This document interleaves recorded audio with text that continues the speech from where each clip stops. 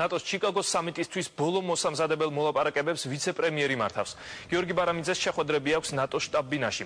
ხელმძღვანელ პირებთან და სხვადასხვა ქვეყნის მუდმივ წარმომადგენლებთან საუბრისას განიხილეს თუ როგორ უნდა იყოს წარმოდგენილი საქართველოს სამიტის შეხვედრებზე და დასკვნით დოკუმენტებში. ამასთანავე ცნობილი გახდა, რომ ნოემბერში საქართველოს ნატოს სამხედრო კომიტეტის თავმჯდომარე და სხვა წევრები ეწვევიან.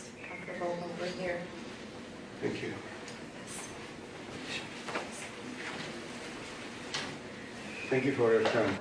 Find out what ძალიან სასარგებლო სიგნალები,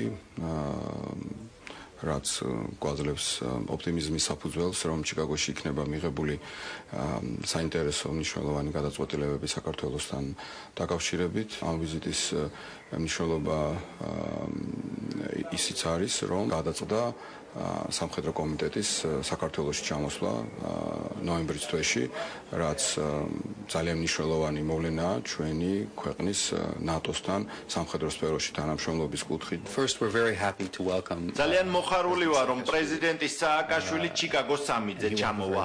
მას იქ ნამდვილად გამორჩეული როლი ექნება. ეს კი მნიშვნელოვანია, რადგან საქართველოს დიდი წვლილი აქვს ავღანეთში ნატოს სამშვიდობო ოპერაციაში. ასევე დიდია მისი წვლილი პარტნიორული თვალსაზრისით. ვაპირებთ ჩვენი პარტნიორობა კიდევ უფრო გავაფართოვოთ, ამიტომ პრეზიდენტი სააკაშვილის ყოფნა სამიტზე ჩვენთვის ძალიან ღირებული იქნება. შეხვედრაზე იქნება ძლიერი მესიჯი ნატოს მომავალი გაფართოების თაობაზე. საქართველო კი თავისი რეფორმებით სულ უფრო უახლოვდება ალიანსს.